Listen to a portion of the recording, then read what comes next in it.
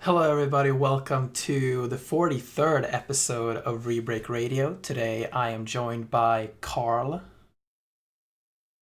Hello, I'm back. He definitely is back. Um, so, so yeah, today we're going to talk about the next generation and a bunch of next generation stuff and some more next generation stuff. Isn't that right, Carl? Indeed. You Yes. had something about Apple computers, Yes. and well, And that's you that's are, your specialty. yeah. I'm mostly just here to be a ball plank to you because I am very much not knowledgeable about all of the next gen stuff. I haven't even planned to get on getting a next gen console, so So not in a while at least. So let's just jump right into that then. So why are you not getting a console on launch? games, Games, basically. yeah. I have no reason. I have a really good computer, so I don't need an Xbox. And the PlayStation 5 have two games I'm interested in, and it's Demon Souls and Miles Morales, and that's not enough for me to pay up the price right now. Also, it isn't released in Sweden yet, anyway. So Yeah, I have been monitoring my shipping updates like a yep, hawk all day. I was so relieved. I'm getting a PlayStation 5, by the way, just for context. I was so relieved on Tuesday when in the morning I'm like waking up and I look at my phone and I see a notification from Klarna, like an invoice thing that like, oh, here's the store that I pre-ordered my PS5 from has like requested like the money that I'm from my pre-order, and I was like, yes, this means I'm getting a PlayStation 5. And then like a couple of hours later, I get the first shipping notice that it has been sent, or at least start to be packaged, and I was like, yes, I am getting it, because I mean it was so limited, right? Like there are so few consoles. Like the pre-orders were bad, just all over the place, right? yeah. So even though I got a pre-order in, I was really unsure if I was actually going to get a console on launch.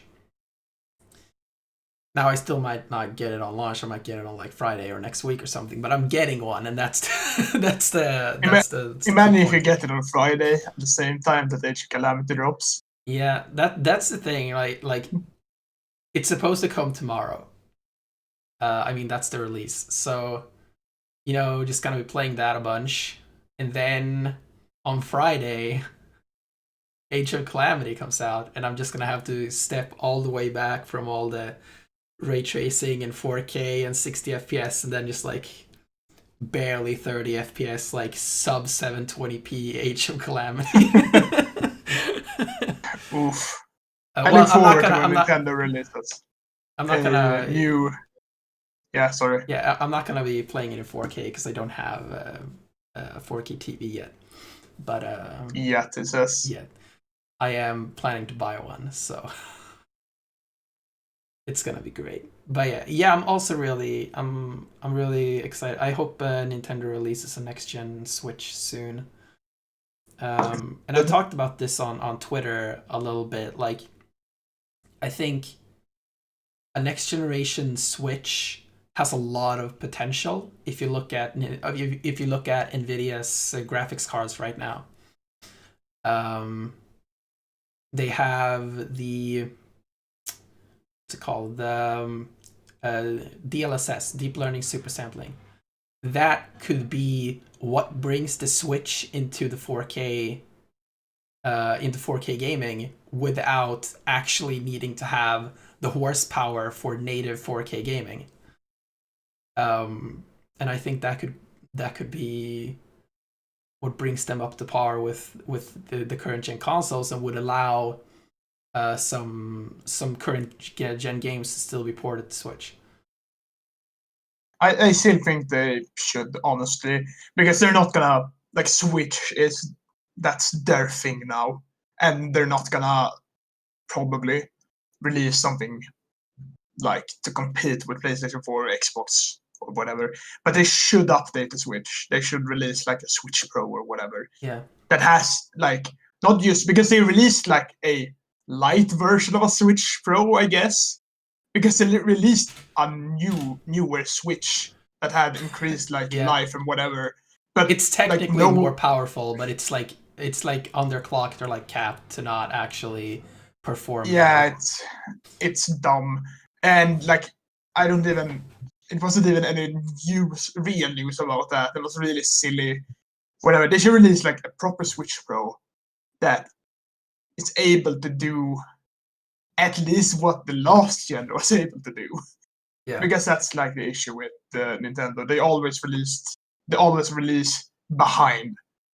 And let's be honest, even if the Switch is really like revolutionary in the whole, it's both portable and a home console. Mm. It's still really weak, Yeah. and I wish it wasn't. So, but Yes. yeah, So, PlayStation 5, Series X, Series S, we've seen a lot of previews and stuff, or well, reviews and stuff now, and people have it in their hands. And yes, Lynn is here, our favorite resident chat spammer. Yes. indeed. Um, tell us if you have a next gen console. Well, you don't because you live in Sweden, but are you planning to get a next gen console? um, so yeah, we've seen a lot of stuff now about the new consoles, and from what you've seen, how are you feeling about it, and which one are you leaning towards whenever you are going to get one? Me, Mm. yes. When there's more games, when I have a reason to get it, basically. Like, I don't know. It depends because I'm also really looking forward to a lot of games that they are exclusive, as in they're not exclusive. They're just gonna be on the PlayStation 4 and on PC. And I'm like, okay, so I'm Mm. getting it on PlayStation 5 and on PC. But then I'm getting it on PC. Mm. Yeah, but You're referring to like Final Fantasy 16. yeah, I'm referring to Final Fantasy 16. Yeah, but yeah, we'll see. I don't know. When I have the feel, when they announce Bloodborne 2, I will get the PlayStation 5. So never, no, but someday. I think it's very likely that we're going to see like um that we're gonna see like a Bloodborne remastered I don't with know about that. They like they just released Demon Souls remastered. yeah That's really like it's huge. The difference. I think everyone has yeah seen yeah it. yeah. I mean It's insane. And then they're working on Elden Ring, which is their yeah. new IP. Well, they So did. I don't think they're gonna be From Software didn't make Demon Souls. true. But they're like it's still they have Well, Elden Ring the remake of Demon Souls, already. they didn't So make the remake. yeah, but they're not gonna release like a Bloodborne remake at the same time they release a Demon Souls No, remake. but And I say at the same time, but in the general like yeah, time span. but I used the term remastered in its proper form. I did not mean a Bloodborne remake. Like I mean legitimately remastered, as in like Spider-Man remastered, where it's just like the same game but with some upgrades. Like I could see Bloodborne coming with some sweet ray tracing, with um, higher resolution, higher frame rate, that kind of stuff.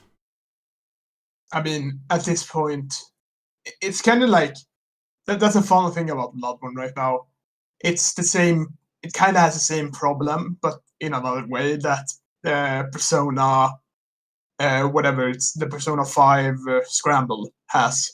That fans in Persona 5 Scramble's case have translated it before Atlas did.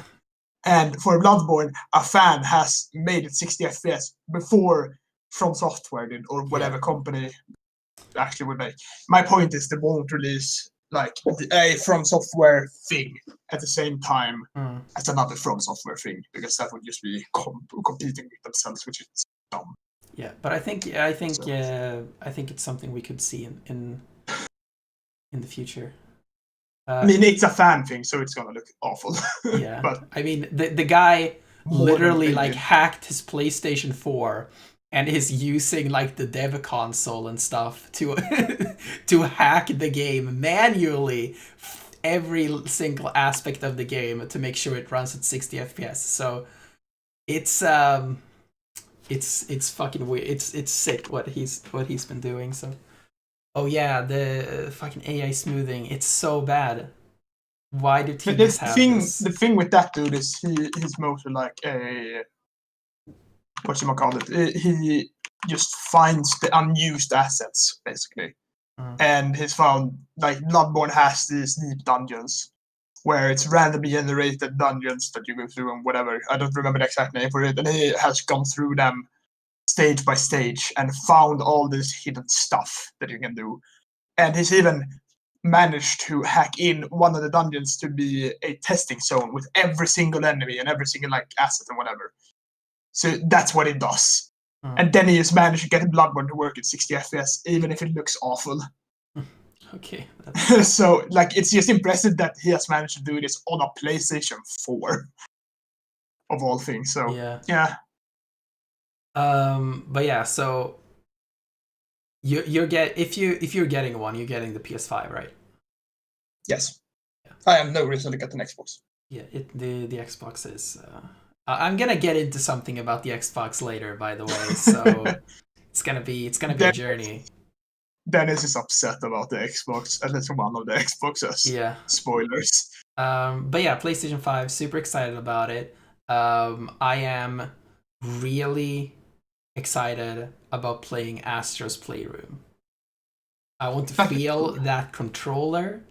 I want to see what's going on with that, man. Like it's so exciting. But yeah, it sucks. I don't have one right now. One thing, the people that made the really advanced rumble for the Switch remotes, why can't they remember them? The Joy-Cons. Yeah. They're the same people that made the haptic feedback on the PlayStation 5 controller. Huh. Makes sense. So yeah, that's some cool stuff. So I mean, let's just get into it. Let's just get into it, man. Like I have nothing else to talk about. So, the Xboxes. The Xbox Series X is marketed as the most powerful next gen console. And then we have the Series S, which which was marketed or is marketed rather as the Series X at 1440p. So you have the Series X is delivering the next gen experience at 4K, and the Series S is supposed to deliver the next generation experience at 1440p, which is like about half the resolution of the Series X, which is a lot. It's a lot, like a huge power discrepancy. So it's definitely a market that is valid. The problem with the Series S is that the more we heard about it, the more it seems like they actually cut from this thing. So the first thing was when they like announced it officially, a lot of developers came out and started being not very happy about it. Like I think it was one of the Doom people. What's his name? I don't know names. Yeah, I think it was like John Carmack. I don't know. One of the Doom id people. Um, John uh, Romero? maybe Question mark. him. Maybe him. I don't know. One of those guys. I think. Doom employee number 666 exactly. Indeed. Someone from that said that the fact that the Series S has 10 gigabytes of RAM. The Series X and the PlayStation 5 has 16 gigabytes of RAM. Pretty fast RAM too. The Series S has only 10 and it's slower as well.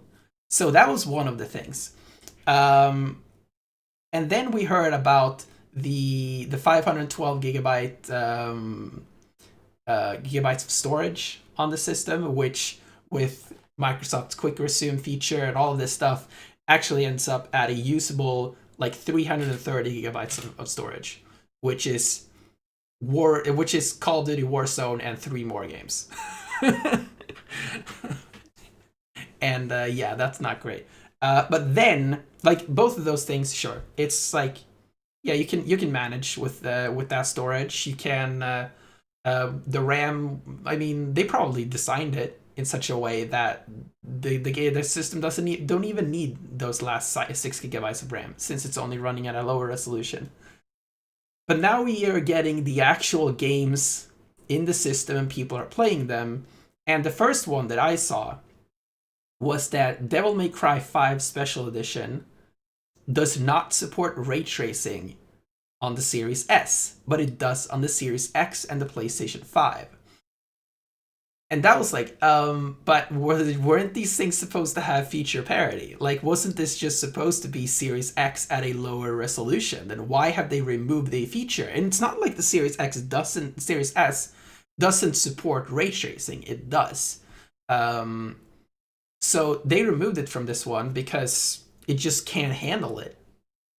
And then we see Assassin's Creed Valhalla running at half the frame rate of the Series X version.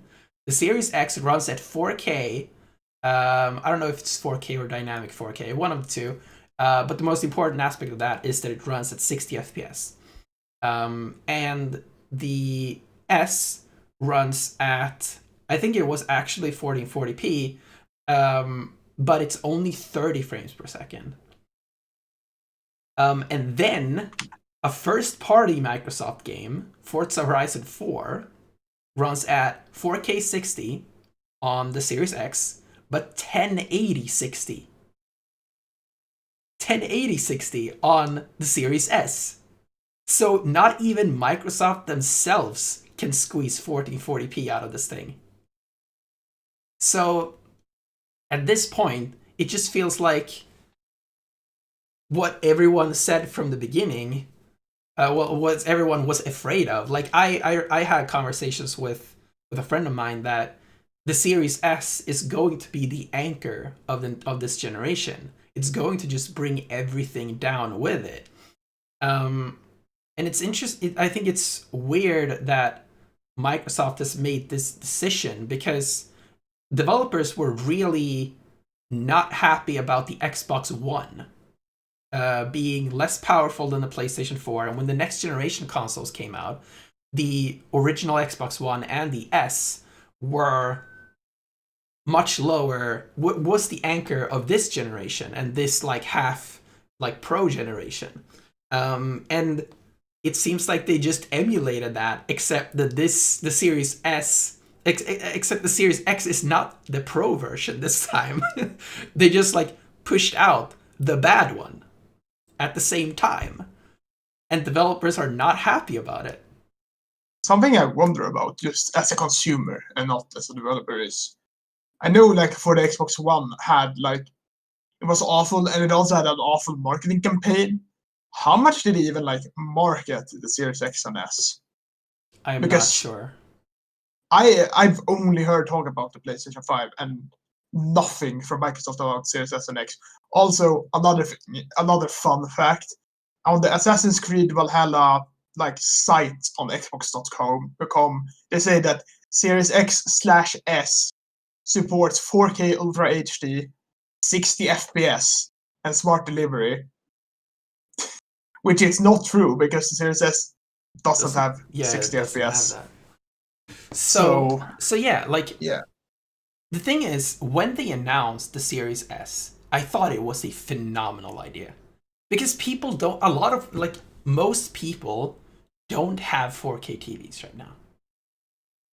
It is a brilliant idea to release a next gen console at this lower, spec, so that, and lower spec and price, so people can, save some money even if they don't have a 4K TV. By the way, just some quick news here.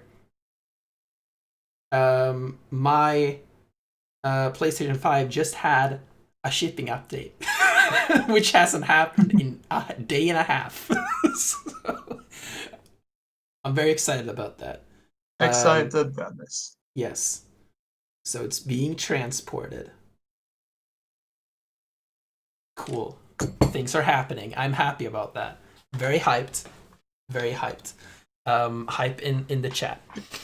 Can I just say something funny? Because Yeah. I searched up like Xbox Series S problems and found like a Reddit thread from 2 months ago, to be fair, but there were like two big problems with the Xbox Series S, and they go through like uh, I don't really understand the first part. It's something about resolution or whatever that they fear, and the other one is that the Series S might bring down the Series X and PlayStation 5 because it will be weaker, and developers have to develop for the weakest console if they want to release on all consoles. So they would have to develop for the Series S and then upscale it. Mm.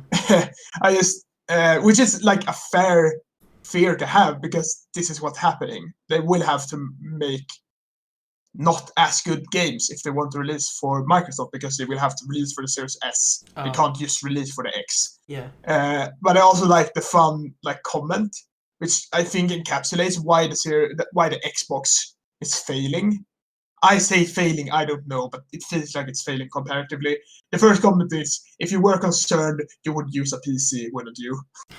So, like, if you were concerned about the Series X or S not being up to snuff, you wouldn't use an Xbox, you would use a PC. Yeah, and that It's also kind of like where I am. it comes to another point that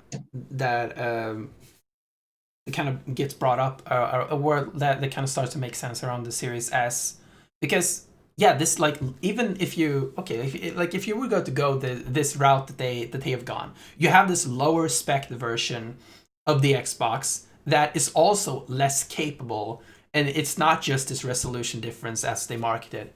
Um, sure, there's some value behind that. The problem is that consoles aren't handled the same way as PCs are, because you can buy a less spec PC and it's fine. Like there, you will, you know about the caveats and everything, like right. But the problem is that no PC developer is required to support every PC. But if you are developing for the Xbox, you can't release a Series X game and not release it on the Series S. So essentially, Microsoft is holding a gun to every developer that wants to release a game on the Series X and says, you gotta release this on the S too, you know? And that means that in in realistic development, that means that the PlayStation 5 is also anchored by the Series S. Because no no publisher in their right mind is going to develop a game for only PlayStation 5 and PC without any money from Sony. So, yeah. This means that a lot of the things that we are seeing on the PlayStation 5 exclusive games right now that are really bringing this generation forward is going to be anchored by the Series S. I think like developers won't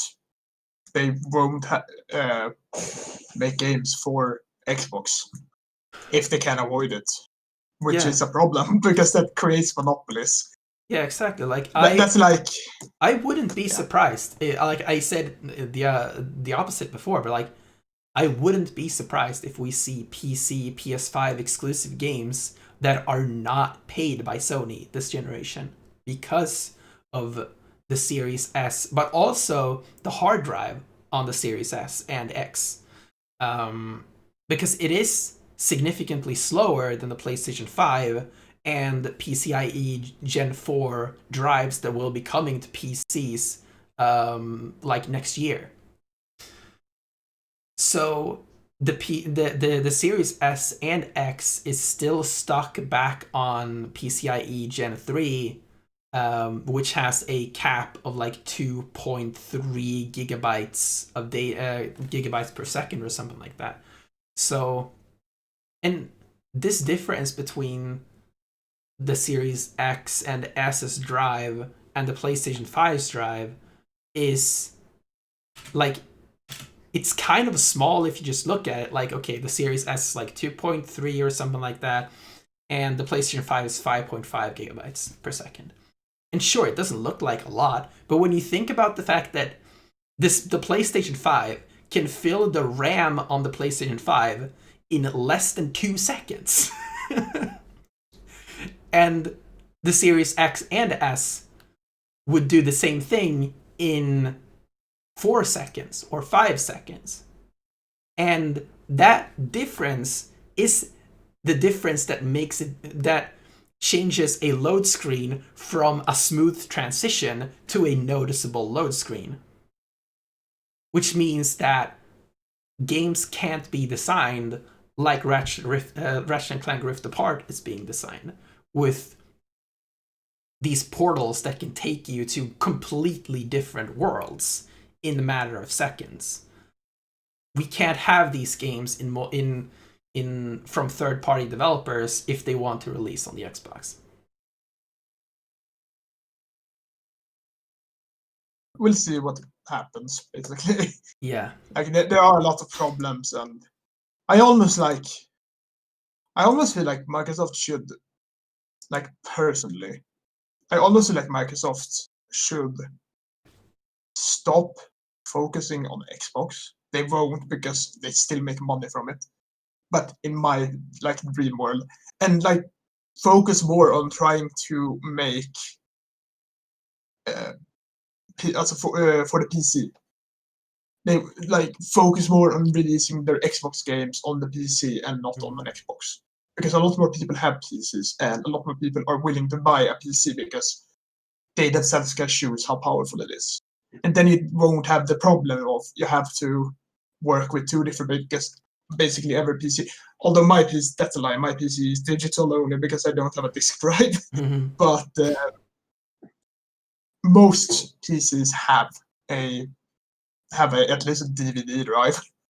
Although nothing is on DVD anymore, everything is on Blu-ray, but you can still get a Blu-ray drive for the PC. So it wouldn't be a problem with how you like design the games. And then you don't have to design for the weakest console, because that's not a thing you can do with PCs. Mm.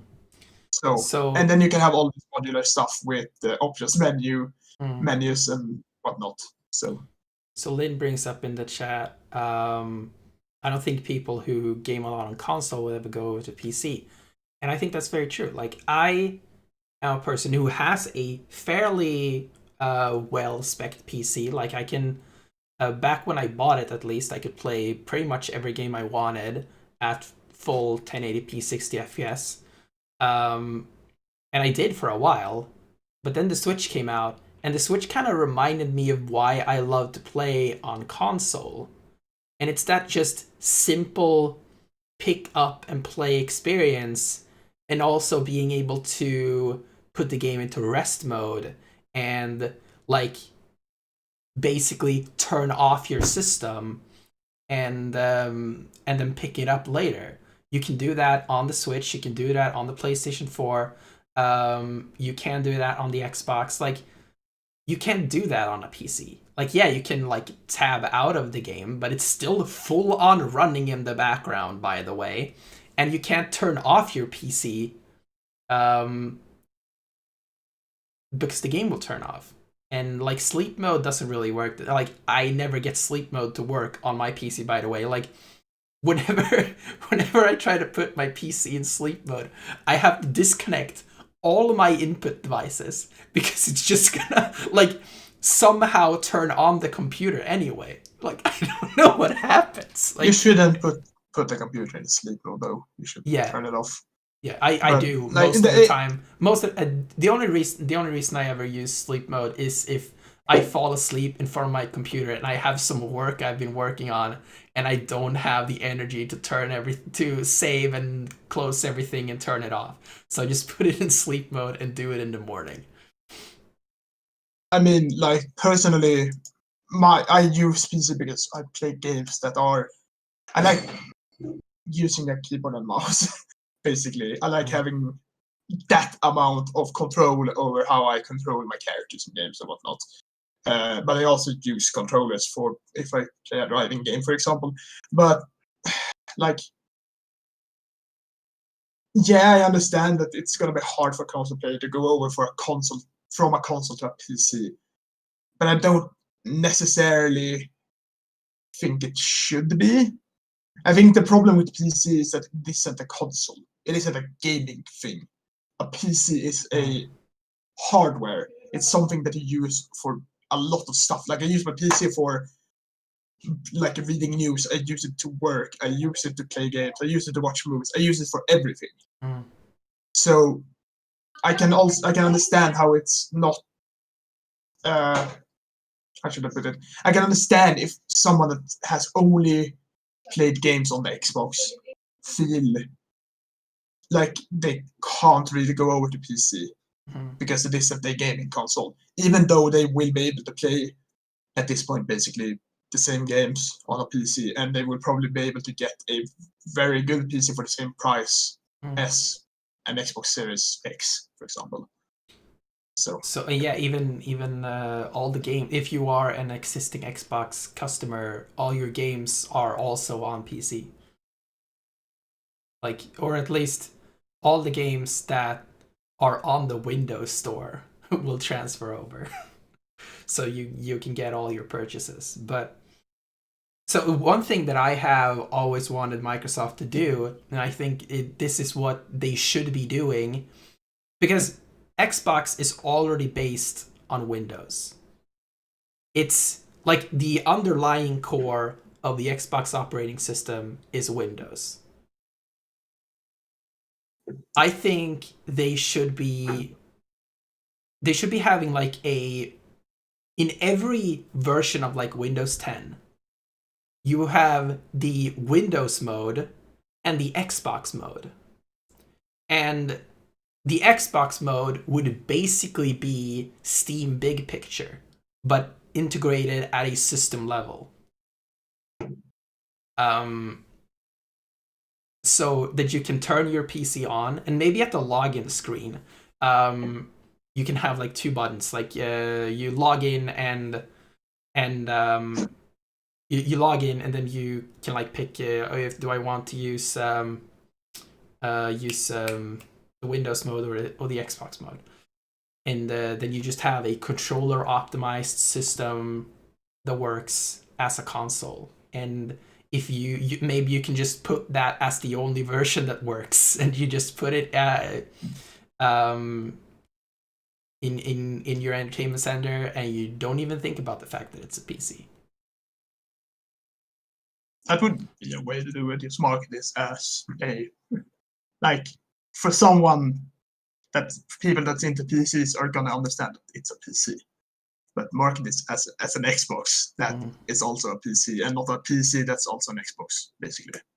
But yeah, well, they're not gonna do that because why would they? Yeah, it they would also they can bring a earn lot money if of they release a Series X. it would also bring a lot of Windows baggage with it. Like, imagine if just like a DLL file error shows up on the screen, and you're like, "What am I supposed to do with this?" I mean, the 360 Uh, had a red ring of death, so that would that's true. like it's the same problem you would have. The thing is with PC though, you can fix it yourself still. Mm. The Xbox 360 and the Red Ring of Death, you couldn't. You had to like, or if you knew how to work with the like computer chips or whatever, Mm. then you could But I mean, maybe fix it. yeah.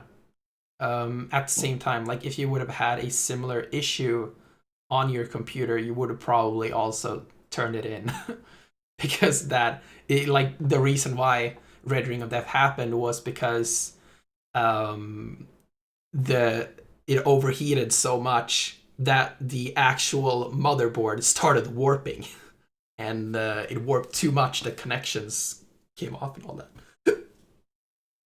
so it was bad. Yeah, Yeah, it is harder to I fix a PC than a console.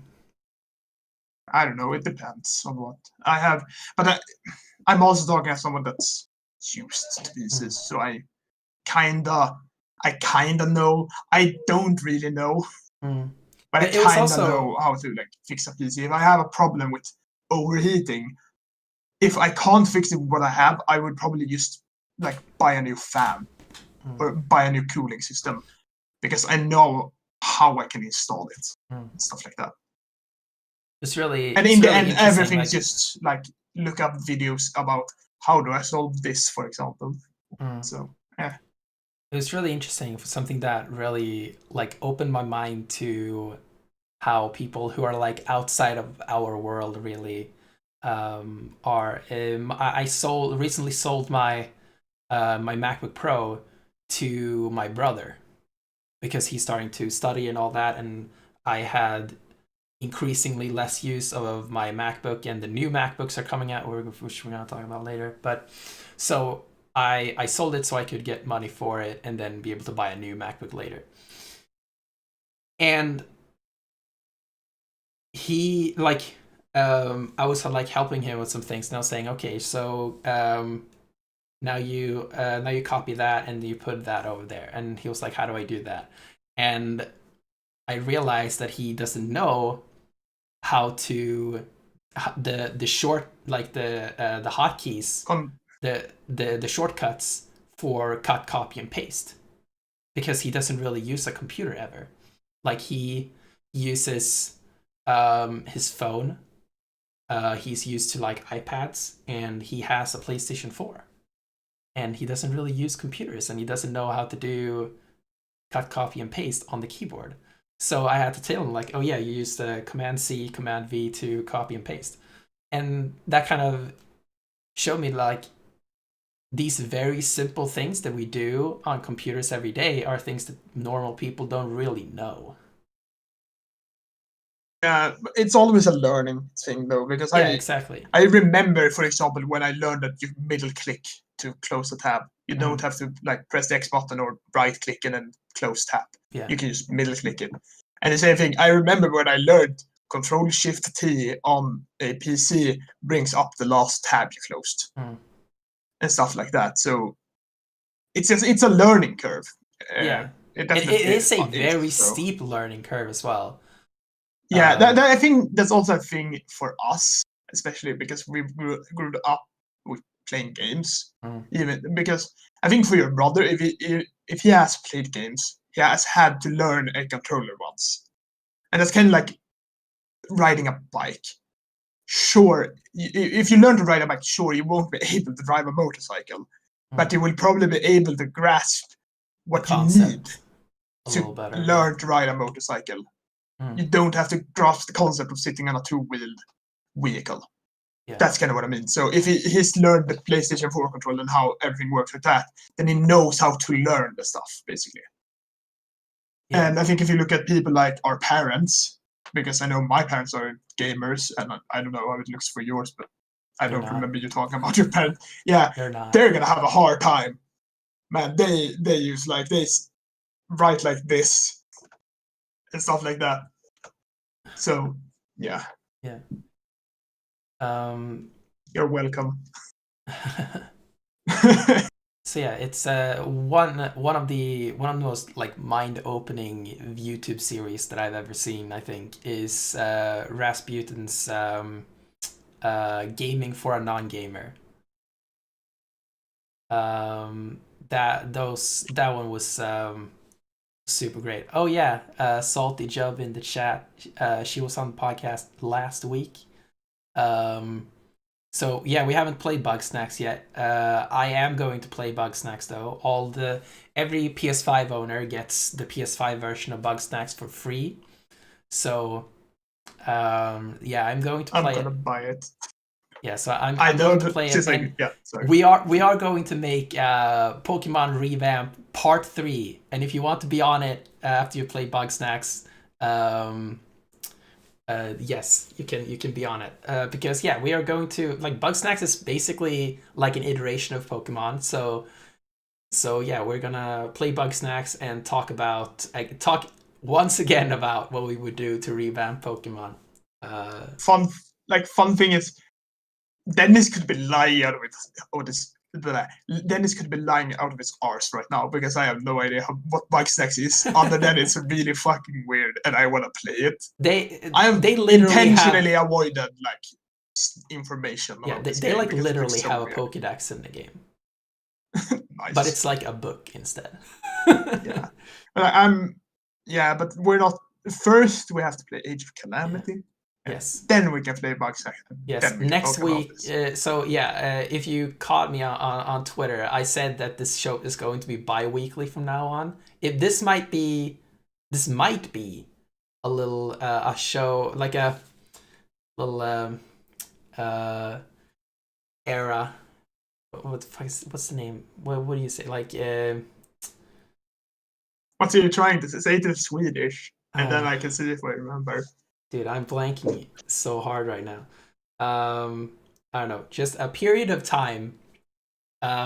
Period. Yeah, a period you of can time. Say a period. Yes, a period of time where we might not be doing bi-weekly. We might be doing every week because next week we are going to be talking about actually using the PlayStation 5.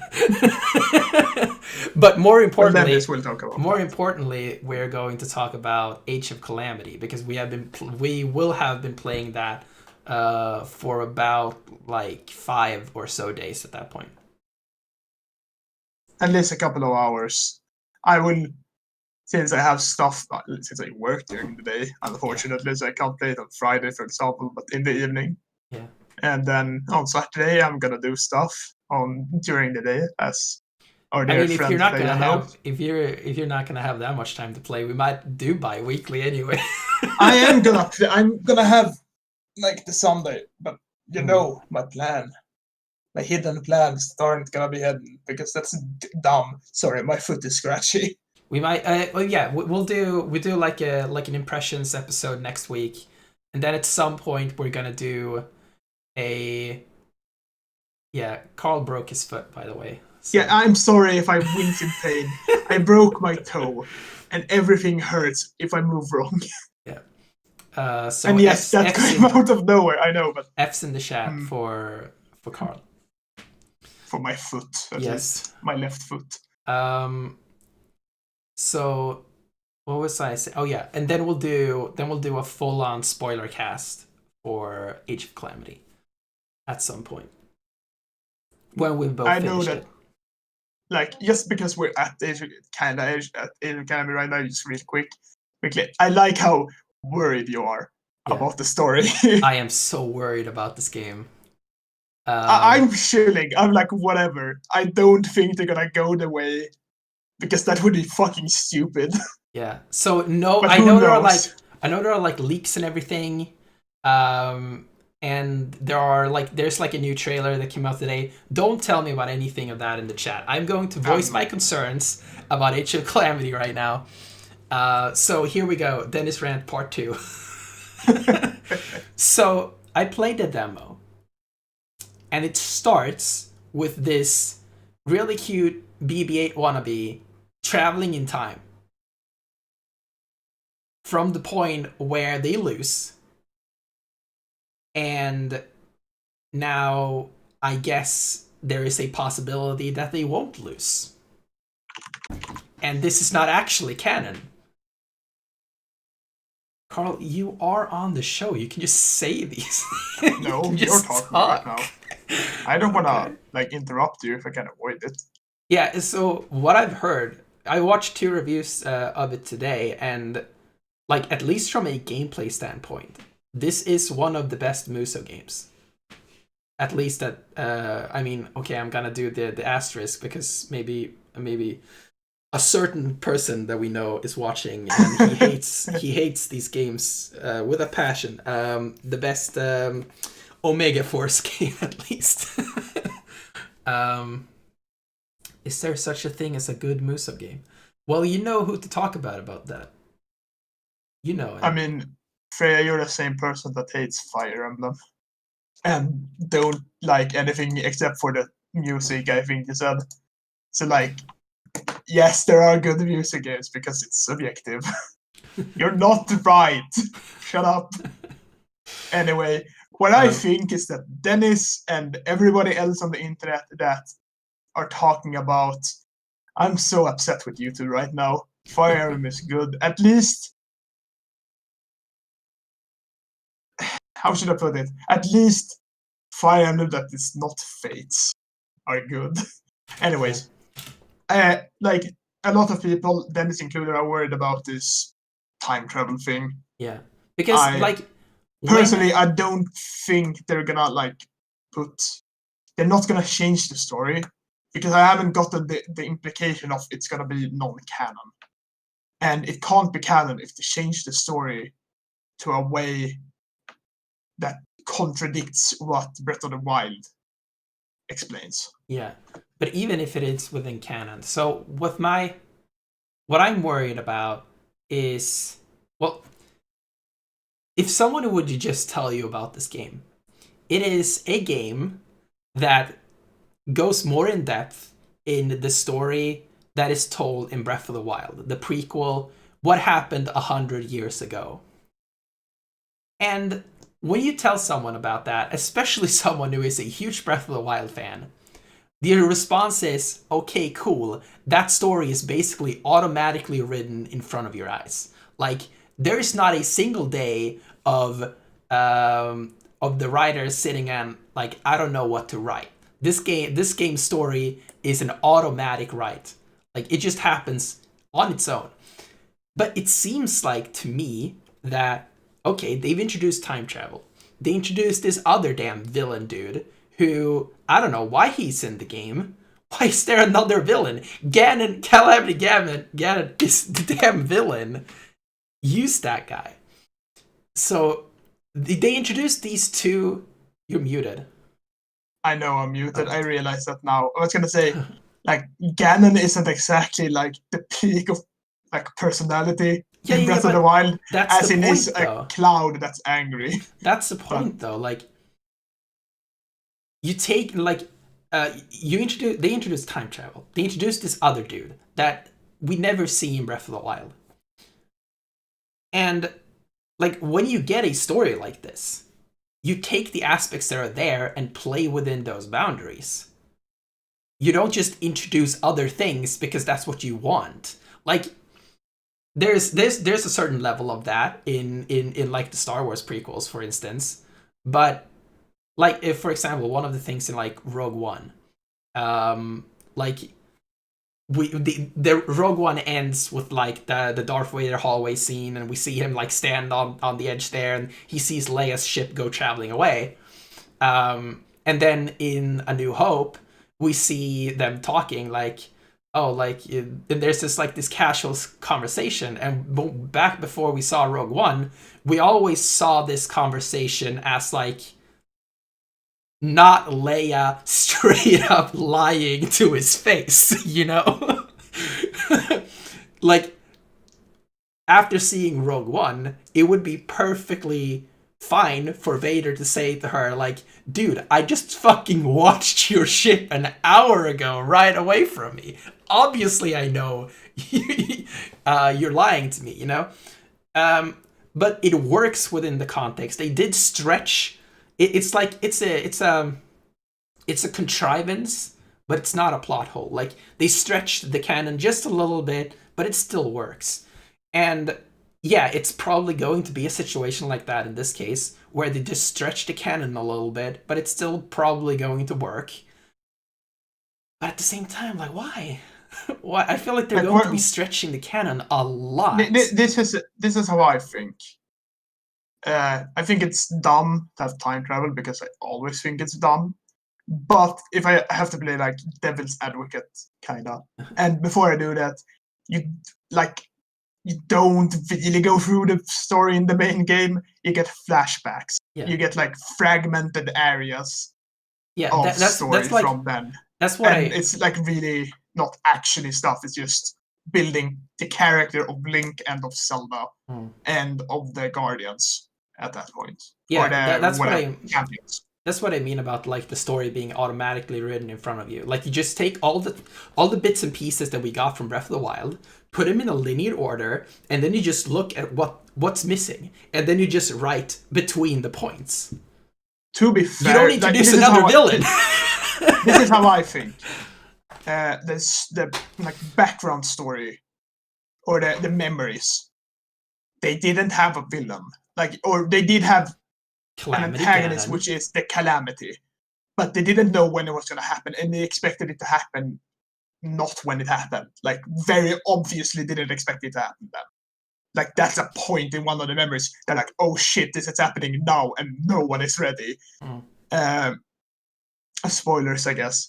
But the thing with Age of Calamity is that I think, from what I understand, a majority of the game is going to be before the memories. Because the first memory that you find is when Link is getting crowned as the personal guard. Yeah. After he has become the hero of legend, when he gains the Master Sword. And Age of Calamity, you start off as just guard Link. You don't have the Master Sword or whatever. You follow Zelda because you're a personal friend of Impa. And Impa is the royal advisor. And you have to gather all the champions. So it's going to be a lot of that stuff. And that story isn't written. Like, there's a few stuff, but it's so vague that it's nothing there. That's why I think it's not, there's no problem with adding new stuff. And the same thing with the new villain dude. I don't think that it's a problem that they add a new villain right there, because from my understanding, is that he has a part with Ganon to do. He's basically what's his face from A Link to the Past. That's actually Ganon, but isn't. Yuga. It's not. No. Oh, No, that's Link, a not Link Link Between Worlds. I don't know. I have A Link to the Past. It's the wizard, Aghanim. It seems to be like Aghanim, but not actually Ganon. It seems to be a non-Ganon Aghanim, basically. So, so non-Ganon villain number 332. Yeah, basically. But I think, from my understanding, he has something to do with Ganon, because he has that Ganon symbol. So it's gonna be like some evil priest, basically. And then they have Master Koga, but not the Master Koga from Breath of the Wild, but like an ancestor of him, which is fine, because Master Koga was the best villain in Breath of the Wild, and like the only villain in Breath of the Wild. The entire Yiga clan thing is so out of place in Breath of the Wild, because it feels like such a it feels like something that comes straight out of Twilight Princess or Wind Waker. It does not feel like something that fits in Breath of the Wild, which is why I like it so much, because they really fit this like little story into the world of Breath of the Wild, and they should do more of that in 2. So Lynn said in the chat, I think the problem is when you add a new villain like that, what happens is you lessen the threat of the main villain. And the ninjas, but okay. and I completely agree with that. Like, if you're sitting there and writing the story for Age of Calamity, and you say, I can't do this, Calamity Ganon doesn't work like as a villain on its own, then make it work. Make it work. Change the story. Change what happens. Like, think about it. Think creatively. Like, to me, making Calamity Ganon an interesting villain on like a personal level is a challenge that is like, that should be interesting to a writer. Just like, instead of I think this is the problem new villain right now. This is the problem with Calamity Ganon in specifically Age of Calamity. He's literally a legend. They don't even know if it's actually true. They just are very certain that he exists or existed, and they predict that something might happen. Yeah, regarding but you him. can use that. But they haven't seen him. They don't even know how he looks or anything like that. And in the end, he's just a monster. He isn't really a character. So that's why, like, they can't just be like, oh, our villain is gonna be Calamity Ganon, except he doesn't exist. He isn't even like a part of the game. until everything goes to shit. Yeah, but that's what And but it would be, the thing is, like, Ganon wouldn't be like a traditional villain. He would be like the disaster in a disaster movie.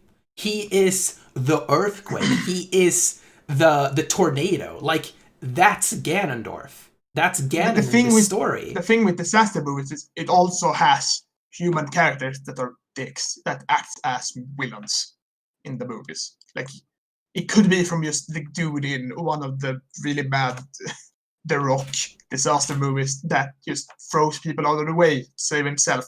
He's still a main villain, even though he's not actively causing the earthquake to happen. He's just being a dick. That is so true. So that Lin, we have the Yiga clan. We already know the Yiga clan are followers of Ganondorf. So why not that's just the make question. them the villains? But here's the thing: we don't know if the new dude, Sure, because he's yeah, talking that's with fair. the Yiga dude, so he could just be a Yiga priest. So why isn't Koga the villain? He is a villain, though. Yeah, but like, why isn't he the main villain? Because he's a joke character. Yeah, but they could have made him less like, it's an ancestor. They could have made him less jokey. That would be really boring. That's the point of like Master Koga. He's supposed to be the dude that's really dumb, but also really good at what he does, kinda.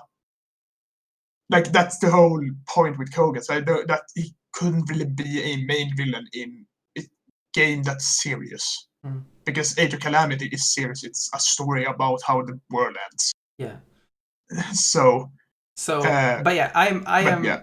I'm being very negative on the game right now. I'm cautiously optimistic. I'm just optimistic. They can still make it work. I am worried because even as soon as the demo, we are seeing discrepancies from the story that was told in Breath of the Wild. Like that Guardian waking up. Guardians did not wake up until Calamity Ganon showed up in the story that we know. So there are discrepancies. Sure, like my prediction for how this game ends is that it isn't actually the story that we saw in Breath of the Wild, but it ends exactly the same anyway. So Breath of the Wild, while in another timeline, is still technically also the continuation of the story that happened in Age of Calamity. Because while there are discrepancies, it will end the same way anyway. That is my my prediction right now. I think it's gonna be like, I don't think it's gonna like tell a different story. I think they're gonna add to the story. Yeah. I mean, like, hasn't been told. Basically, all the cutscenes that we got in Breath of the Wild, they will play out the same way probably, or similarly. But there will be things outside of it, like these different discrepancies, like Guardians showing up too early and all this stuff, will change things just a little bit. But the end goal is still the same. The end is still the same. That is my prediction. Yeah. Also, Lynn is correct. The Guardians were awoken before Calamity Ganon. They got corrupted by Calamity Ganon. Yeah. They were like, they activated them and like, this is how can we control them and whatnot. And the problem was like, that's why the Calamity happened, was because they didn't expect Calamity Ganon to go, every single Guardian is mine now. This When I said invulnerable battle text that shoots laser beams. When I said woke up, I mean became evil. Yeah, became taken over by Ganon. Yeah. Of course, they did wake them up beforehand. Like, they were planning to use the Guardians against Calamity Ganon, and that's why they were experimenting with them. But you just also remember that, like, or not remember that this is like, I don't think it's like as contrived that one of them became corrupt, because they could just be like, oh, it malfunctioned. Because they don't know what they're doing. They make it very clear that they don't really know what they're doing with the Guardians, even with the Sheikah helps. But then why introduce time travel? Why? That's the thing I don't really understand. Why introduce time travel? They should have just made it like a mini Guardian from the time. So, but who knows? maybe we're fucking time traveling Breath of the Wild 2 and Yeah, that's the thing. Like and some of the real like disaster theories about this is that Age of Calamity is going to end with a happy ending, and Breath of the Wild 2 is a sequel to Age of Calamity, which I don't believe at all. I don't think that's true at all. But if you look at the trailer, it's the post Breath of the Wild world. mm, It's the world where stuff were ruined. The stuff wasn't just ruined before; it was ruined because of the calamity. mm, Like the Great Plateau, like the Temple of Time, wasn't in disrepair before Breath of the Wild. It was in disrepair because it got destroyed yeah, and everyone died. So, yeah. but yeah, But yeah, I am excited to play it. I did like Hyrule Warriors. But that could also be because I've never played another Warriors game and I'm not tired of it.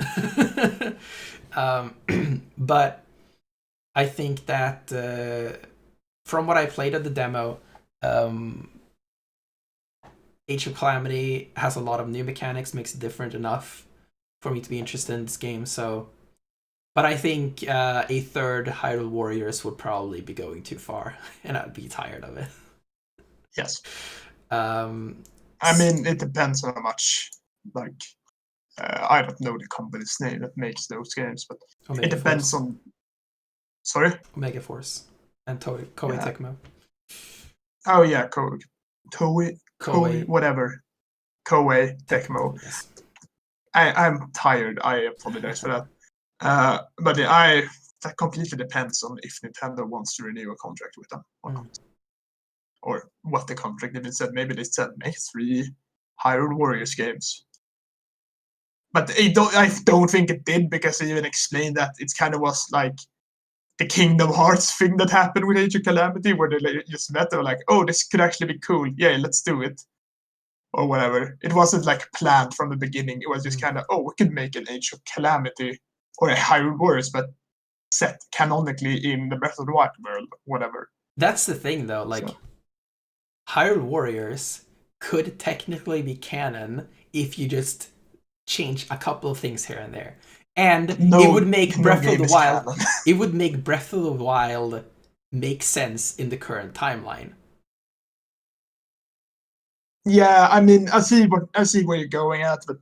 Game Theory made a very good video about that and how like he goes and makes the full argument that it's actually canon, which obviously isn't the case because all the dimension stuff like is actually resolved at the end of the game. But if you would just wouldn't have done that at the end of the game, Breath of the Wild suddenly makes sense in the timeline because it seems as in currently like Breath of the Wild is the end of all 3 timelines, which would say that the timelines merged, and the timelines merge in Hyrule Warriors. I don't. I think the timeline is dumb, Yeah. and I just like the whole thing. Like, yeah, I love when just because it's hard to say like none of the Zelda games are canon because they aren't really canon because all of them are like legends. Yeah. So I I'm not a fan of the whole idea of every single Zelda game is the same. It's just a different story or a different version. I don't think it is. Mm. And like according to the thing, according to the timeline, it isn't. But it's like no. I'm fine with Breath of the Wild just being so far into the future that it doesn't really matter in which timeline it is Mm. because it has been so muddled that it doesn't really matter. But we all know the That's like true. my own. We all know the true answer is the Young Link timeline after Twilight Princess. Yes, that's the only canonical timeline. That is, I mean, Because that's is like it should be the only canonical timeline because you do go back in time after defeating Ganon in Ocarina of Time. that The is true. Youngling timeline is the canonical timeline. Yeah. Um, but yeah, I am excited to play it. But I am worried that they are going to fuck up the story. because this is the story that we all wanted, and it's not easy to fuck up, but they might still do it, especially with We'll the time see it travel. on But Friday. yes, we'll see it then. Now for the last topic, I'm very excited to talk about this. Carl doesn't give a shit at all about this. Nope. And Nope, this I is the don't. entire reason why we have sweet Craig Federighi in the background of the stream. Um, the so Apple announced their M1 processor, and I'm going to try to explain to Carl why this is a big deal, in case he doesn't understand it. Um, I so don't. I really don't. so Sorry, go ahead. I'm gonna get into the rundown first, and then Carl can ask questions or whatever. So currently in most computers, like computers, actual the things we call PCs and Macs and stuff like that, have x86 processors in them, based on technology made by Intel and AMD most of the time. These processors use the specific x86 instruction set, and this is what we have all been using for years.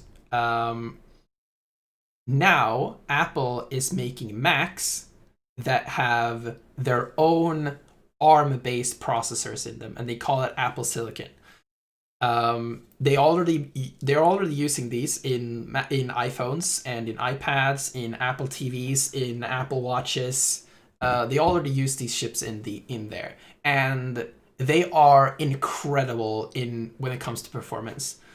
The most recent A14 chip that is in the iPhone 12 outperforms the highest spec Android chip 2 times.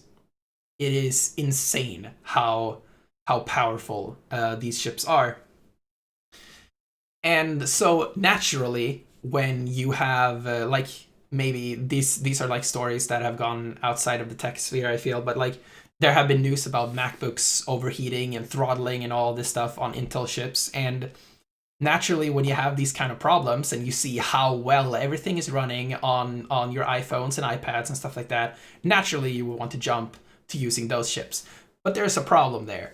Um, Applications made to run on x86 doesn't run on ARM, because they are different. Like you can't just pick a Windows app and drop it on an iPhone. It's just not gonna work. You have to recode it to work. So there have been stumbles along the way to make this work, and now they have released Mac, the first computers with the Mac with a Apple Silicon chip in it, with an ARM chip called the M1. And the performance in this chip is absolutely insane. First of all, it has the fastest CPU core ever made, and that's insane. That's just straight up crazy. Um, it outper so they're making the new MacBook Air, a MacBook Pro, 13-inch MacBook Pro, and a Mac Mini. The MacBook Air doesn't have a fan.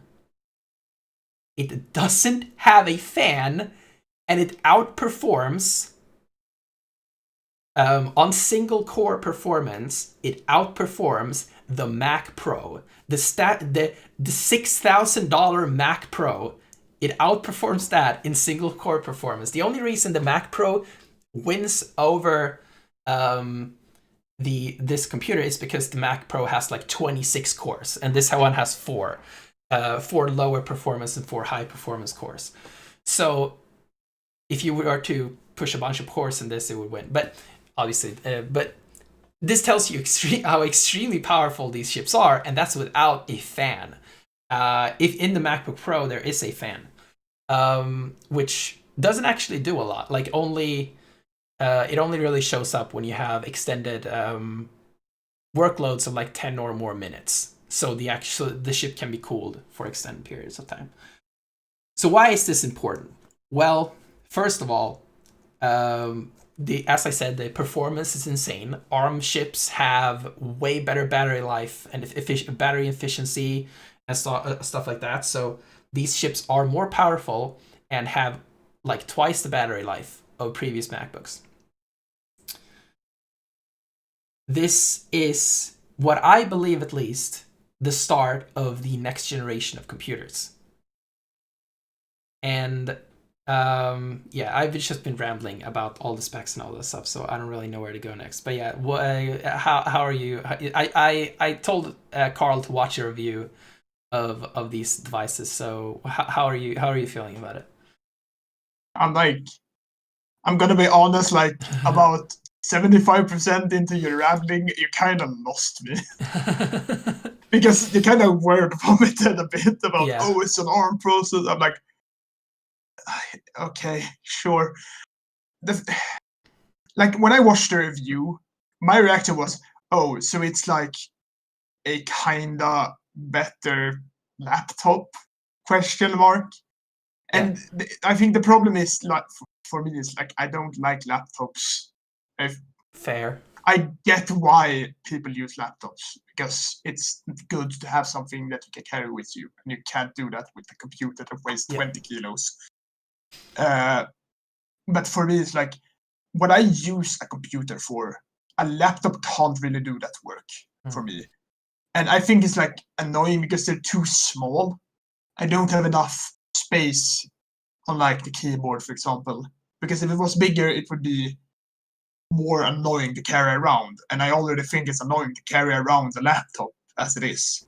Yeah. I have one because it's good to have one. But I don't use it when I don't have to.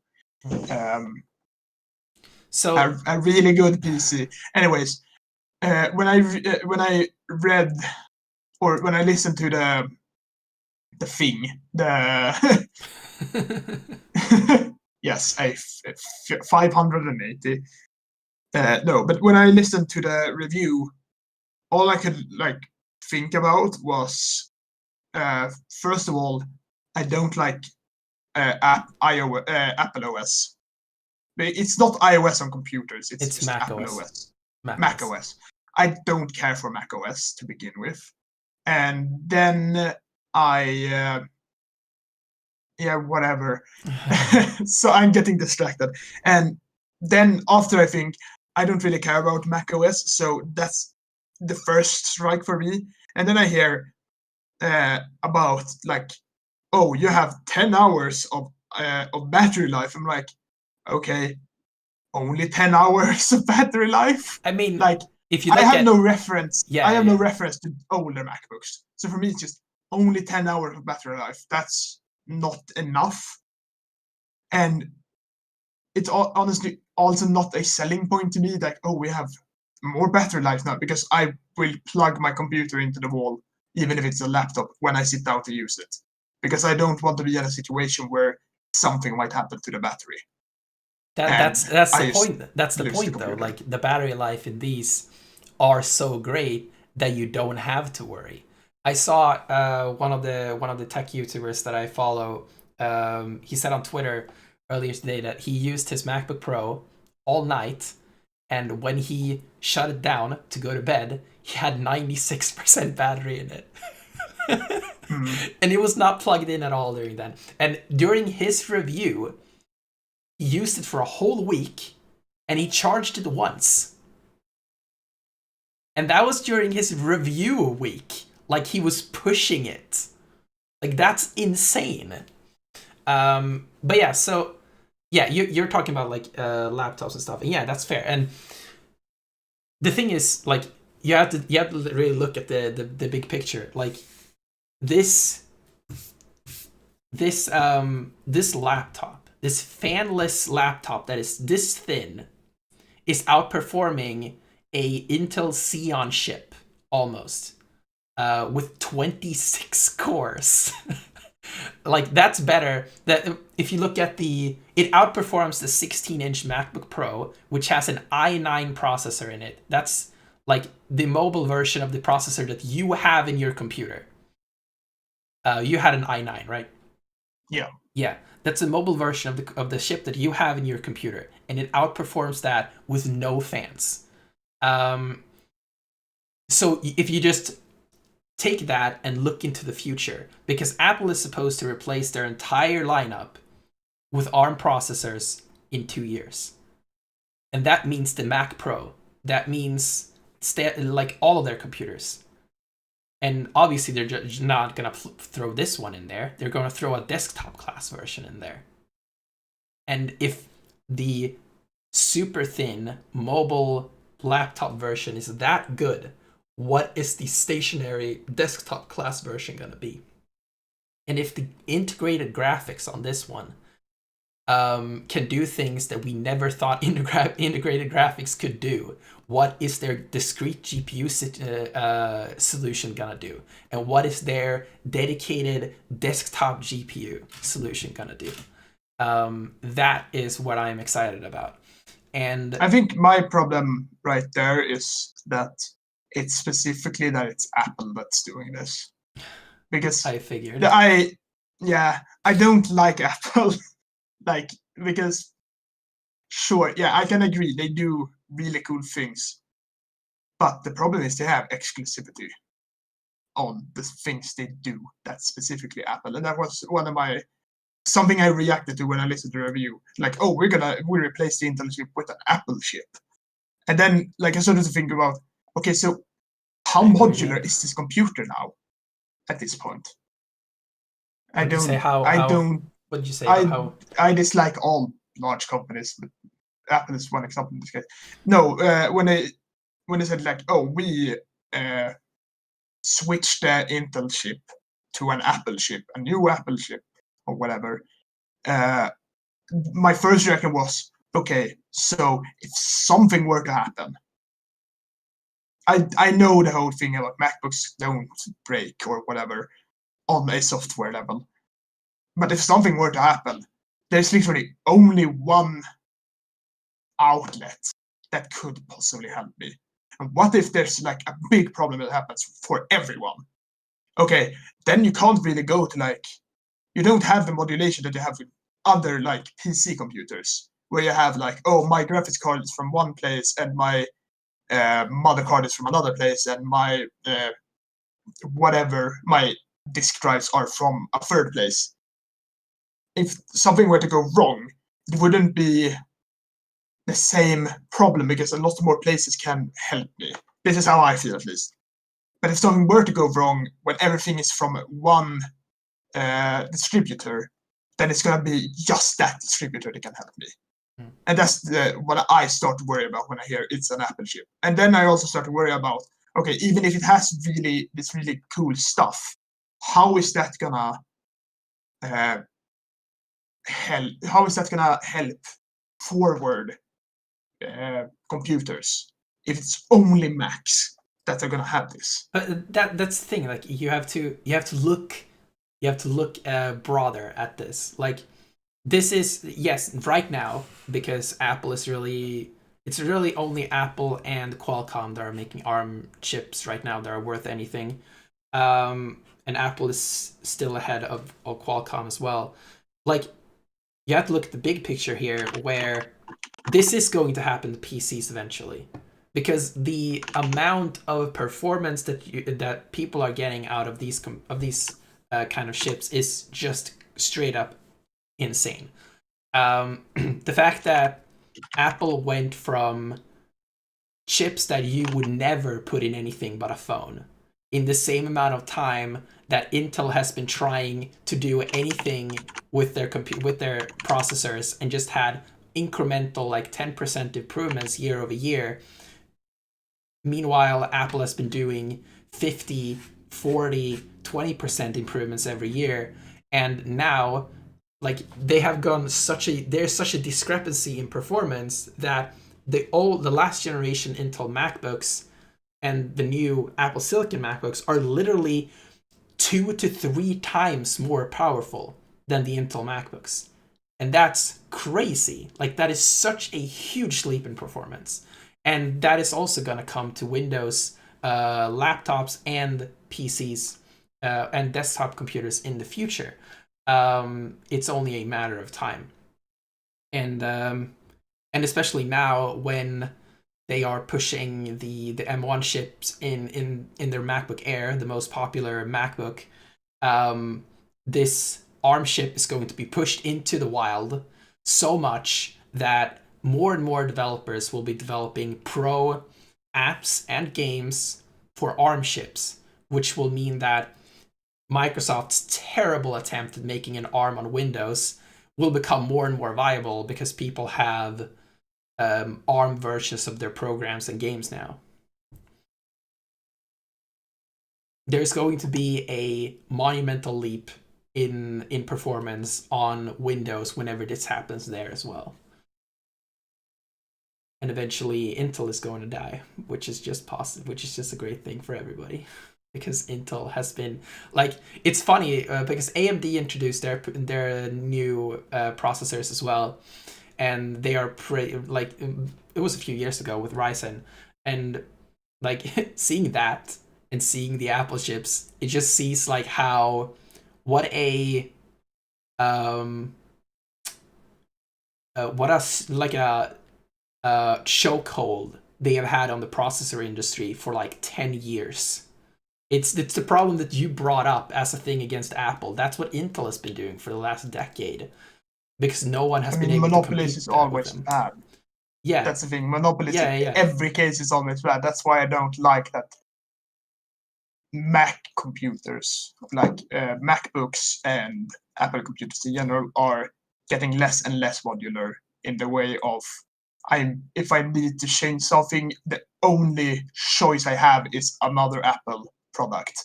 Mm. And when that happens, they can do literally anything they want.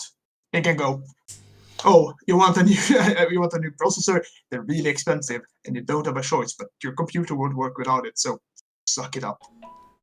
And that's the thing. As I wrote in the chat when you were talking, yes, sure, it sounds like, oh, I have to go to 3 different places to change my stuff if something breaks. No, I can. What I mean is, I can kind of like, if my hard drive dies, for example, I can just say, I'm not going to buy from that distributor anymore. I can go to another distributor and get a hard drive, and it's going to work in my computer. That I can't do that with a MacBook anymore. And like laptops, you can't really aren't modular to begin with, but you get my point there. I would agree. I would agree That's with you when it my comes to problem. desktop computers. And if you look at the Mac Pro, they are heading in that direction. I hope they keep that direction. So it would really only be the CPU that's still like not really like you would. I guess maybe I have a hard time seeing them straight up selling CPUs on its own, but like the CPU would be the only one, the only part. CPU and GPU, I guess, but like you would still be able to get other more off the shelf RAM and hard drives and stuff like that. That's also But yeah, another when it thing I'm comes worried to about. I'm not like when it comes to laptops, I don't really care about it being like tight-lipped and everything, because changing anything out in a laptop today is just cumbersome to begin with. So I don't really care. Like, just make it, as Lynn said in the chat, just fucking simplify it. Just do it. Cool, sweet. I don't have to care about it. But in a desktop, yeah, I see the argument for user agency and customizability and upgradability. And it's clear that Apple understood that as well, because when, like, back in 2013, when they made the trash can Mac Pro, that wasn't very user upgradable, and then they made the big one, the cheese grater Mac Pro, and that one is very very customizable, and it's actually very user friendly. Even like the reason why it's so expensive is because they over engineered the shit out of it and made it super user friendly for like even a non PC user to go into that and understand what they're supposed to do and not do things wrong. And label everything properly and all that. So I have a hard time seeing them going through all of that R&D and then throwing it away on the second Mac Pro. So I also have like some more thoughts, and this might just, and I hope that it's just because like I'm not that knowledgeable about all the technical stuff about computers. So to speak. So I can't really say, oh, is this like processor better than this processor? I don't know. I look it up to see what experts say, like you should get this processor. But I also, like, a problem I have with specifically Apple in this case And this is not because, oh, I hate Apple because it's Apple. No, what I don't like about Apple is that, to me, basically everything they release is overpriced, as like hilariously overpriced almost. Because I remember when they released that new, I think it was the cheese grater MacBook or Mac computer, where the Mac Pro, where we were like, oh, let's just put together a computer with all the different modules, and the price of my computer that I have now, that everyone's like, what the fuck? Why did you pay that much for a computer? It would make that price look like cheap in comparison. Yeah. Because we got up to like 200,000 Swedish kroner, which is about 20,000 euros. And that's like, who has that money? And that's why I'm worried about all the stuff that when everything becomes just Apple, because they have a tendency in my view at least, to overprice their stuff. So when they start overpricing necessary stuff, that's the problem. But then again, you can also argue that a Mac isn't necessary because I have never owned a Mac, and I probably won't own a Mac in a while. There is a huge difference between Apple's like consumer pricing and pro pricing, or like business pricing. Like you can get, it's funny, like they sold the wheels for the Mac Pro separately. Fuck those wheels. So you can buy an iPhone SE and like a set of AirPods for the same price as the wheels for the Mac Pro. I hate that. Why are those wheels so fucking expensive? Because they can. That's the thing. Like Apple doesn't really care. That's the problem with that's the thing though, because they can. Like, yeah, but that's the thing with their business pricing. They put it at such high prices because businesses don't care. Like when you're making Avengers Endgame and you want the best computer you can get, and Apple comes out with this $6,000 Mac Pro that looks fucking sick, you're gonna buy 20 of those and not even think about it because your budget is millions of dollars. Like it is this much of your budget, so that's it that's is a bad taste in my mouth. Yeah, like either way, even if I would never. I want the Mac Pro because it's fucking beautiful, but I would never buy it because it's so expensive. But I think if they made a consumer grade desktop computer, it would be a lot cheaper. Actually, if you look at the iMac actually costs the same thing as if you were to just pick the pieces, as well as like a 4 or 5K screen.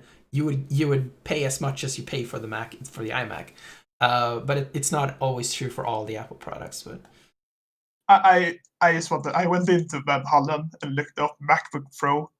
The most sold. This is selling. People are buying this. It's the Apple CTO MacBook Pro 2.7 gigahertz Intel Xeon W whatever. It's 170,000 kroner.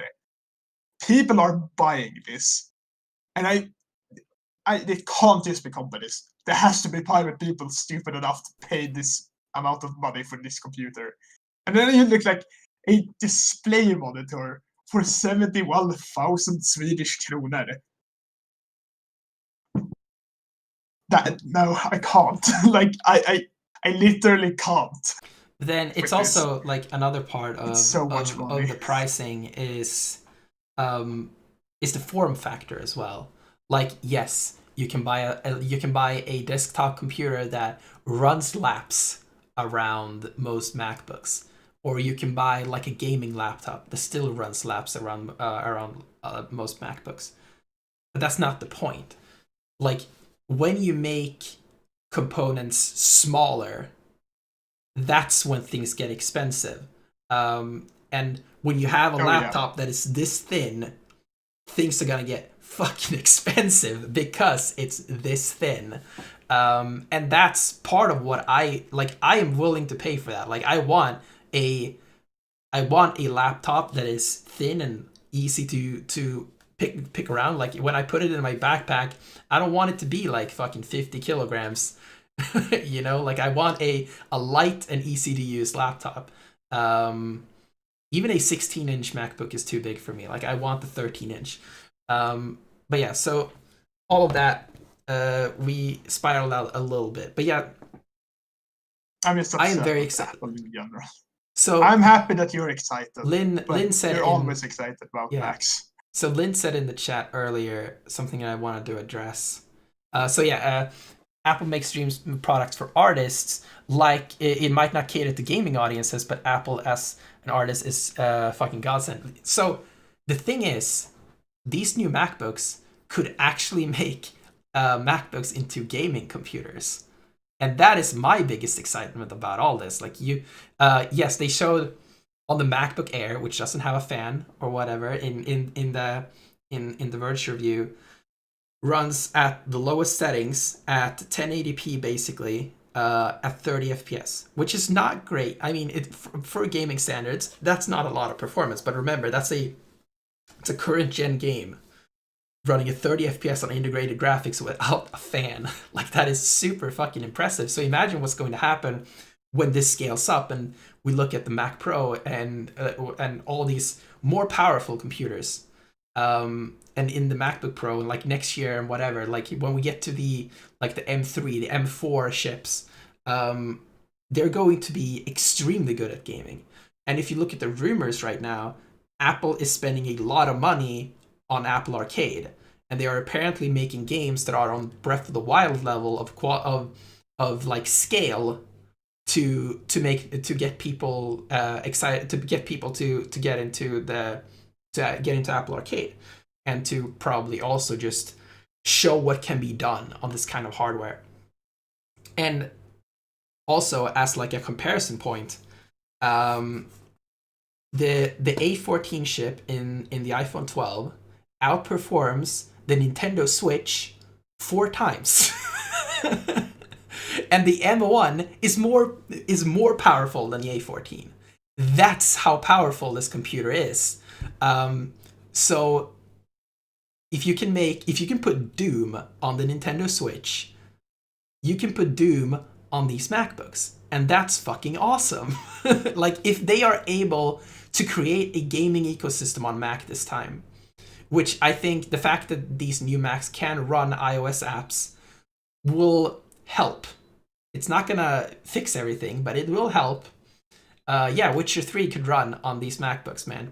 I really think these MacBooks can become a gaming powerhouse. And the thing that I am most excited about, like this is legitimately a gaming dream to me, man. Like imagine like me, like I have an iPhone. I don't have a MacBook anymore, but I will have one again.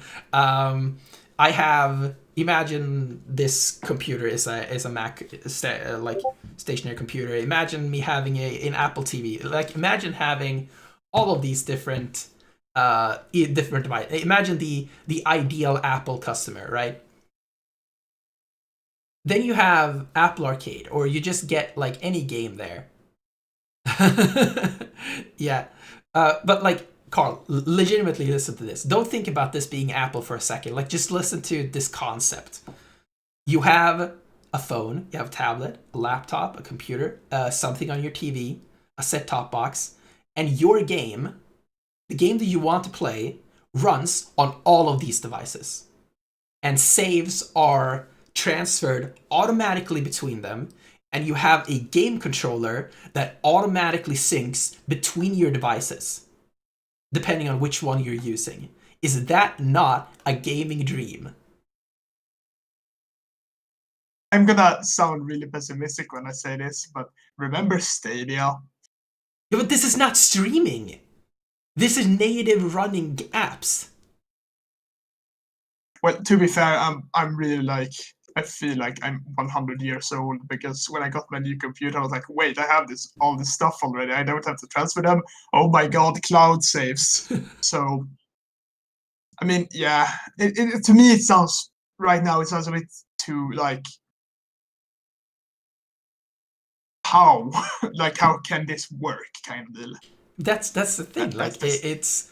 and I mean, it is the huge if here. Like this if is this big. It's a massive if. If they pull it off, like I could see and games actually come out on the platform. Like real games come on the platform. I could see myself playing games like mainly on Apple devices. Like this could if they nail it. And again, it's a huge if, massive if. It's big. It's a bigger if than this room. It's a bigger if than my entire apartment. It's a massive if. This could be game changing. This could be amazing. And I am so stoked for it. There is a rumor that they are making an Apple controller that has the same kind of seamless syncing features of the AirPods. And I love the AirPods, so dude, it's gonna be dope, man. I'm so excited. I still have no idea what AirPods are. They might as well just be fucking wireless in-ear stuff. Anyways, what I'm thinking now, like a big problem, even if they do like here are the pass AirPods. yeah, I've seen them. Yes. I have gone to the same school as you. Yes. I know that how you use them. My sister has them. I still don't really know what they are. Anyways, what I'm thinking, if let's say they do manage to do what you're saying, how should I transfer over? Because I have a lot of Steam games. Mm. How would that work? Would I have to rebuy every single game? I mean, it would be the same as if you were to jump from PlayStation to Xbox. It would be the same as if you were to jump from PC to PlayStation, from Xbox to Nintendo. Like, it's the same. Like, you would have to rebuy the games, obviously. That's the thing is, like, I don't rebuy the games. I buy a PlayStation 4, for example. This is how I work, at least. Mm. I buy a PlayStation not to play on a PlayStation. I buy a PlayStation to play PlayStation games. Yeah. If my choice were to play a Call of Duty, for example, say I play Call of Duty now, I don't, but say I do, and I have it on PC, and I can buy it on the PlayStation, and I play much more on the PlayStation, I will not buy it on the PlayStation because I already have it, and I can just sit by my PC and play it. Mm. And that's ignoring I would prefer PC. That's just it could be any game. I mean, yeah, any the platform transition. The only time I would like rebuy a game is if the hardware literally can't play the game, or like I can't play the game in a way that I will enjoy it. So it's like super fucking laggy. So have you not repurchased any game on the Switch? Like a game that you had on another platform? Have you not bought it again on the Switch? I have, but that's like not on the same level as what I'm talking about here. Yeah. The game I'm talking about is Hollow Knight specifically, and that's just because I wanted to play it on the go specifically. That's why I was willing to buy it, and it wasn't also 600 kroner. It was less than that. I've repurchased basically my entire Wii U library on the Switch. And then there are some games I haven't there because that I bought my again. favorite Wii U games are specifically for the Wii U. Nintendo I'm upset Land. about that. No, Xenoblade Chronicles X is awesome. Why is Nintendo Land on your list? I like Nintendo Land. I feel like ever since the Switch released almost 3 years ago, I feel another wrinkle is get created when I say the Switch was released 3 years ago. But ever since it was released, I've been on the side of they should just release literally every single Wii U game on the Switch. Yeah, it's coming eventually. They better fucking be. Because there's so many really, really good Wii U games. The Wii U was a shit console, but the fucking exclusives are great. And they should come to Switch so people can play with them. But yeah.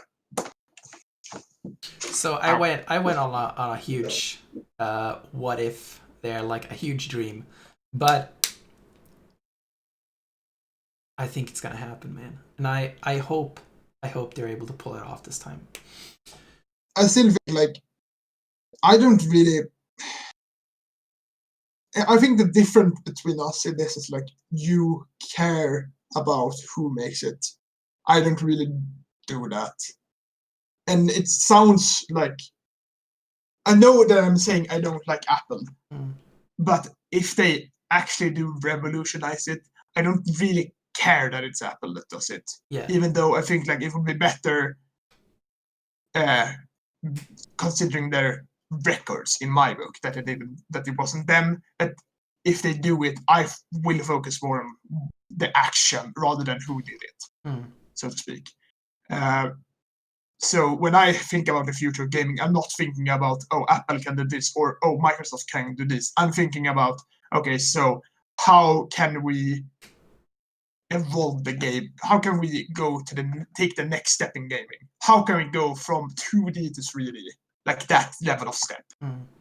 And like for me, I'm thinking it's probably going to be intuitive VR kind of deals. So stuff that's really easy to use, stuff that isn't a huge box on your head, but like these kind of deals. Or even like AR is probably the next step, bringing the gaming world into our world, because they've already proven, at least Google has already proven that it can make glasses that are this small that works. Although they haven't, I don't even know what happened with the Google AR stuff. Google Glass. Yeah. Yeah, they Is just it show still a that like thing? developer thing, and then they've just been quiet about it for a long time. Yeah.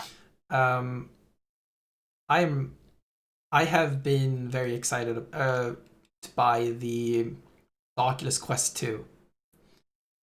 The My problem with biggest the Quest is that it's Oculus, Yeah, that's and the thing. Oculus Like, is owned by Facebook. so I was thinking, like, dude, easy fix. Just make another Facebook account.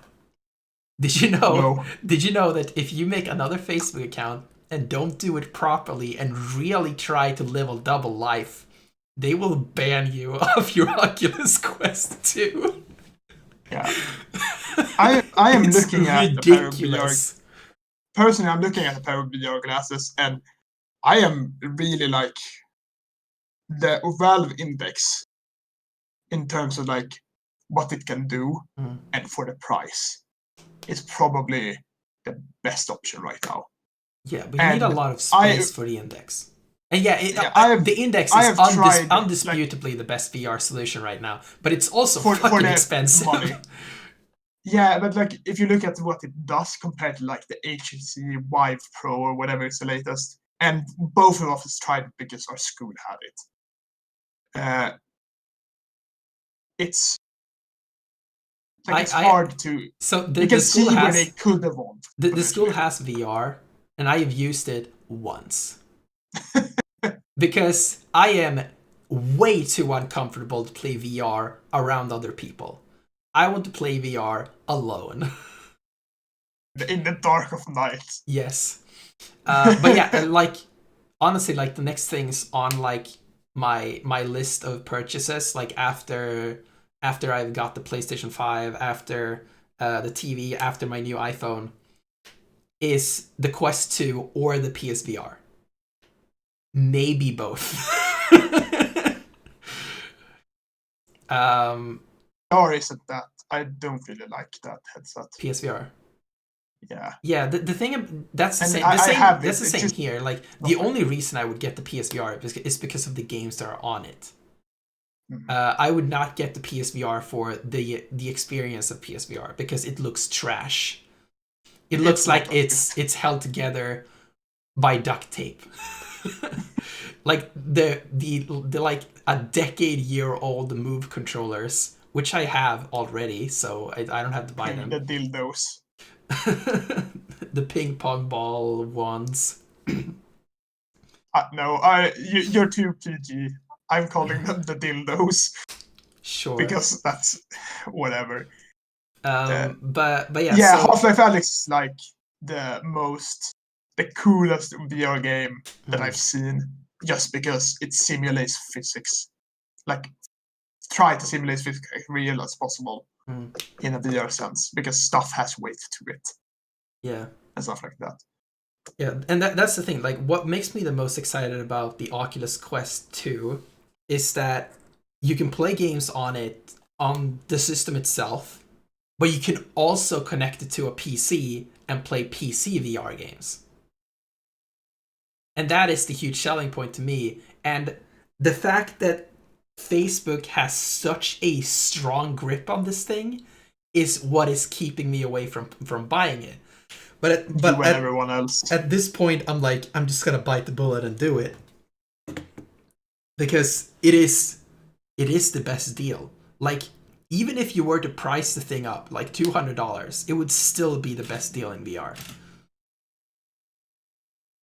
It is so ridiculously cheap.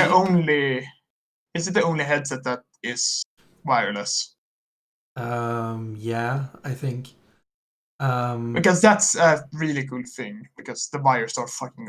It's annoying. Well, I think there's like a wireless thing for the Vive, like a wireless adapter. Oh yeah, but it's like super expensive. The Quest isn't wireless if you're using it with a PC. It's only wireless if you're using it with the onboard games. You need you need like a useless. Yeah, you need like a high speed USB-C cable to connect it to your computer in order to play VR on it with a computer. Wireless will become better the more like with time. Yeah. So. Yeah. I mean, we have fucking satellites in space that makes stuff go. So I don't think like it's such a. I don't think it's insane to say that they could probably make VR wireless. Yeah. So. I mean, yeah, it already works on the Vive if you get the Vive fucking thing, whatever it's called. But it's a lot of money. Yeah. But yeah, I want to play Vader Immortal. I want to play Beat Saber. I want to play there's another VR Star Wars game coming that basically takes place on Galaxy's Edge, like the Star Wars part of Disneyland. And you get to meet Yoda at one point. And use lightsabers. You're a nerd, you know that's right. I want to play both of those, and there are a lot of other just VR games that I want to play, and then there are some on PSVR that I want to play as well, like Astrobot Rescue Mission. That one I want to play. It's weird. I bought it because I thought I was gonna borrow your PSVR, and then COVID happened. Now I'm 900 kilometers away. Yes. From. But the thing is, like, the PSVR is dirt cheap. It is. That's why I bought it. Yeah, it is ridiculously cheap, and the Oculus Quest 2 isn't much more expensive than that. So it's not even like the PS5 is more expensive than buying both of those things. Which is pretty insane. So Subnautica VR for Endless Nightmares. Yeah. I wanna play that. I wanna play Subnautica. We should play Subnautica sometimes, Dennis. I don't know if you care about it. It's the swimming game that's like Minecraft. The underwater survival. Yeah. Game, yes. Yes. I don't care about survival games or open world games for that matter. And I'm fucking shit scared of the deep oceans. But I wanna play that game because it looks fun, even if it's a survival game. So yeah, we talked a lot about things today. I did a lot of rants. I did some big ifs. I listened. That's about it. Yeah. So, oh yeah, I don't think I showed this. I have Crash Bandicoot right here. Taking a selfie, and I feel like, yes. Oh God, why is he taking a selfie? He's taking a selfie, and there's like a little image of Crash Bandicoot on his phone. It's great. I love it so much. Yes, he's taking a selfie. Look at him. He's so cute. It's Crash Bandicoot. It's the version from Crash Bandicoot 4, a game that is legitimately amazing. Um, yes, Crash Bandicoot. Anyway,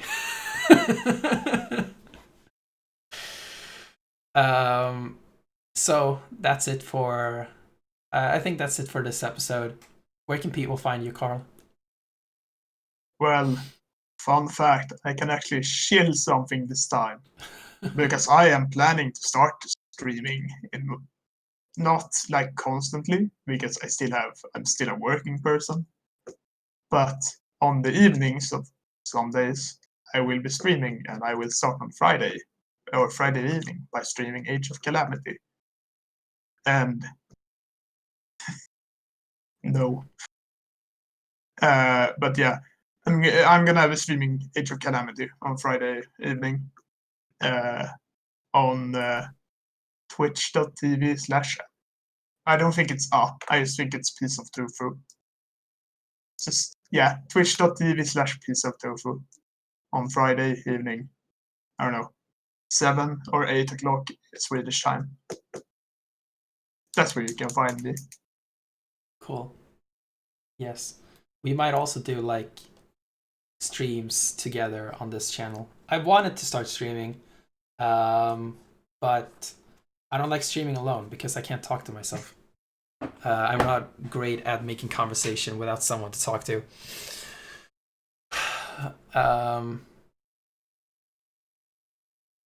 Rebreak Radio and Piece of Tofu are great online aliases. Yes. Yes.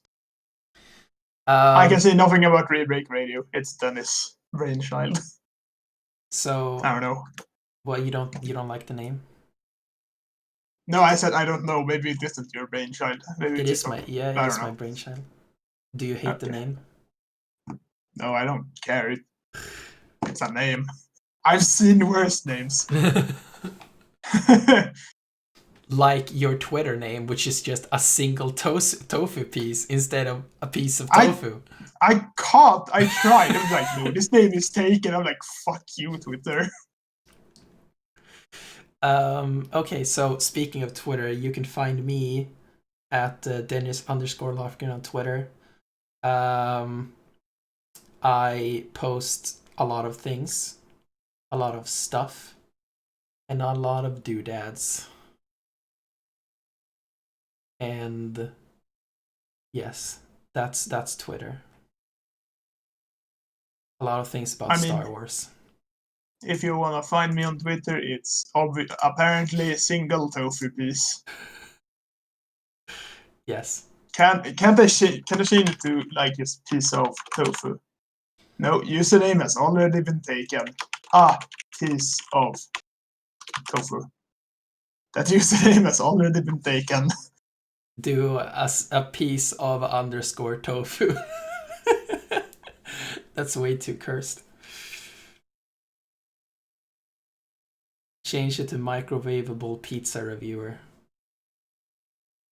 That's not. It's not. You shouldn't microwave those. You shouldn't eat them to begin with, but you shouldn't microwave them. I know exactly what she's talking about.